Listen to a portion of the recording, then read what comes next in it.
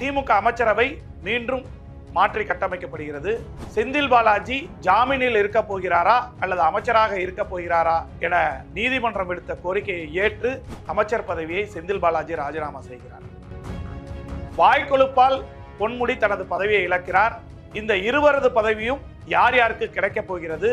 ஸ்டாலின் இதை வைத்து ஆடப்போகும் ஆட்டம் என்ன? ஆளுநருக்கு இதன் மூலம் கூறப்போகும் பதில் என்ன? திமுகவின் அமைச்சரவையை மாற்றி கட்டப்பதன் மூலம் தேர்தல் பிரச்சாரத்திற்கு ஸ்டாலின் எந்த அளவு உத்வேகத்துடன் கிளம்ப போகிறார் என்பதை எல்லாம் விரிவாக பார்க்கலாம். பாருங்கள். உங்கள் லெஜண்ட் சரோனாவில் அக்ஷய திருதியை முன்னிட்டு தங்க நகைகளுக்கு பவுனுக்கு ரூபாய் 2000 தள்ளுபடி. ஏப்ரல் 22 முதல் மே 4 வரை. The legend new Saravana stores பிரம்மாண்டமாய் பாடி. நாமக்கல்ல திருச்செங்கோடு மெயின் ரோட் எர்ணாபுரத்துல இருக்கிற ஸ்பைரோ பிரைம் பப்ளிக் ஸ்கூல்ல +2 போர்டு எக்ஸாம்ஸோட சேர்த்து நீட் அண்ட் JEE கோச்சிங்கும் கொடுத்துட்டு இருக்காங்க.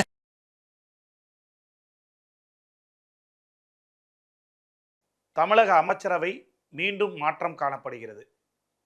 அமைச்சர் செந்தில் பாலாஜி மற்றும் பொன்முடி ஆகியோரது பதவிகள் மாற்றப்பட்டு அமைச்சரவையில் இருக்கக்கூடிய மூத்த அமைச்சர்களிடம் இந்த பொறுப்பை வழங்க முதல்வர் ஸ்டாலின் முடிவெடுத்துள்ளதாக தகவல்கள் வந்த வண்ணம் இருக்கிறது. செந்தில் பாலாஜியை பொறுத்தவரை முதலமைச்சரின் குட் லிஸ்டில் இருக்கிறார், டாப் லிஸ்டில் இருக்கிறார்.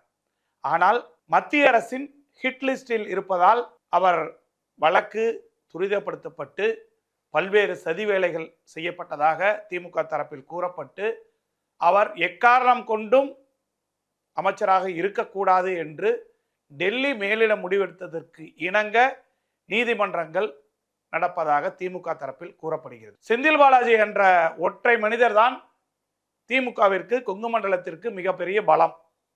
அவர் இல்லை என்றால் திமுக மீண்டும் ஆட்சியில் அமைப்பது என்பது மிகப்பெரிய சவாலாக இருக்கும் என டெல்லி கணித்திருக்கிறது. ஆனால் இந்த செந்தில் பாலாஜி இல்லாமலும் திமுக ஜெயிக்கும் என்பதை கடந்த MP தேர்தலிலேயே டெல்லிக்கு பாடம் புகுத்தியது திமுக. சிறையில் இருந்த செந்தில் பாலாஜி களத்தில் தனது வேட்பாளரை இறக்கி அண்ணாமலையை ஓட ஓட துரத்தி தோல்வி காண வைத்தார் கோயம்புத்தூரில். அப்படி இருந்தும் அவர் சிறையில் இருந்தாலுமே கூட திமுக தனது பக்க பலமாக அனைத்து அமைச்சர்களையும் இறக்கி தனது தொண்டர்படையின் மூலமாக உடன்பிறப்புகளின் உழைப்பால் கோவை தொகுதியை வென்று காட்டியது. இதுதான் திமுகவின் பலம் என டெல்லி தெரிந்து கொண்டாலும் செந்தில் பாலாஜியை இந்த தேர்தலில் விட்டு வைக்கக்கூடாது வெளியே என்பதாக திட்டமிட்டு அவர் மீது அதிமுக ஆட்சி காலத்தில் அம்மையார் ஜெயலலிதாவின் மந்திரி சபையில் அவர் இருந்தபொழுது போடப்பட்ட வழக்கின் அடிப்படையில் அவரை அமைச்சர் பதவியிலிருந்து விலக வேண்டுமா அல்லது உங்களுக்கு ஜாமீன் வேண்டுமா என நீங்களே முடிவு செய்துங்கள் என 28ஆம் தேதிக்கு செந்தில் பாலாஜிக்கு நீதிமன்றம் செக் வைத்திருக்கிறது. இதில் இனி காலம் தாழ்த்த முடியாது என்பதை செந்தில் பாலாஜியும் உணர்ந்திருக்கிறார். தமிழக முதல்வருடன் கலந்தாலோசித்ததின் அடிப்படையில் செந்தில் பாலாஜியே தானாக ராஜினாமா செய்து விடுவது எனவும் அவரது பதவி கொங்கு மண்டலத்தைச் சேர்ந்த சுவாமிநாதனுக்கு மதுவிலக்கு மற்றும் ஆயத்திருவை பிரிவை வழங்குவது எனவும் அல்லது இதற்கு முன்பு பார்த்த முத்துசாமியிடம் வழங்குவது எனவும் முதல்வர் ஆலோசித்து வருவதாகவும், செந்தில் பாலாஜி அமைச்சராக இல்லை என்றாலுமே அவர் இந்த ஓராண்டுக்கு கொங்கு மண்டலத்தின் ஒரே அமைச்சராக வலம் வருவார் என்பதுதான் அறிவாலயத்தின் குரலாக இருக்கிறது. அவர் பதவியில் இல்லை என்றாலும் அவரது பணி தொடரும். வெற்றி என்பது திமுகவுக்கு கொடுத்தே தீர்வேன் என உறுதிமொழி எடுத்திருக்கிறார் செந்தில் பாலாஜி. இதற்கு பின்னும் டெல்லி செந்தில் பாலாஜி எந்தெந்த வகையில் குறிவைக்கிறது என்பதை நாம் பொறுத்திருந்து பார்க்கலாம். செந்தில் பாலாஜி கேஸில் அவரை மாற்றம் செய்வதற்கு முதல்வர் இவ்வளவு முடிவுகள் எடுத்திருந்தாலுமே கூட அடுத்ததாக மாற்றப்படக்கூடிய அமைச்சர் மூத்த அமைச்சர் பொன்முடி. வாயால் கெட்டு போயுள்ள பொன்முடிக்கு மீண்டும் மீண்டும் தண்டனைகளையும் மீண்டும் பொறுப்புகளையும் தொடர்ந்து மாறி மாறி கொடுத்து கொண்டே வந்தார் முதல்வர் ஸ்டாலின். ஆனால் திருந்துவதாக தெரியவில்லை பொன்முடி. அவர் வாய்க்கொழுப்பாலே வரும் சட்டமன்ற தேர்தலில் கூட அவருக்கு சீட் வழங்கப்படாது என்ற அளவில் முதல்வர் ஸ்டாலின் அவர் மீது கோபத்தில் இருப்பதாகவும், ஏனென்றால் அவர் கூறிய கருத்து என்பது ஒவ்வொரு தமிழ் குடிமகனும் அருவருக்கத்தக்க வகையில் இருக்கிறது. திமுக ஆட்சியை பொறுத்தவரை இந்துக்களுக்கு எதிரான ஆட்சி என்று கட்டமைக்கப்பட்டிருந்தாலுமே கூட திமுக ஆட்சியில் தான் அதிக கோயில் கும்பாபிஷேகங்கள் நடந்திருக்கிறது, முருகன் மாநாடு நடந்திருக்கிறது.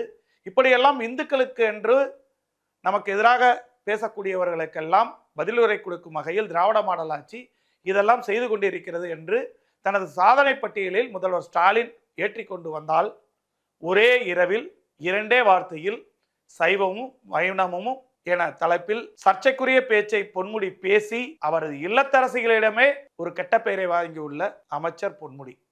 இவரையெல்லாம் வைத்துக்கொண்டு சட்டமன்ற தேர்தலை சந்தித்தால் மொத்த பழியும் தான் சுமக்க வேண்டும் என்பதால் பொன்முடியை பதவி விட்டு அனுப்ப தயாராகி இருக்கிறார் முதல்வர் ஸ்டாலின் என்ற தகவல் வந்து கொண்டே இருக்கிறது.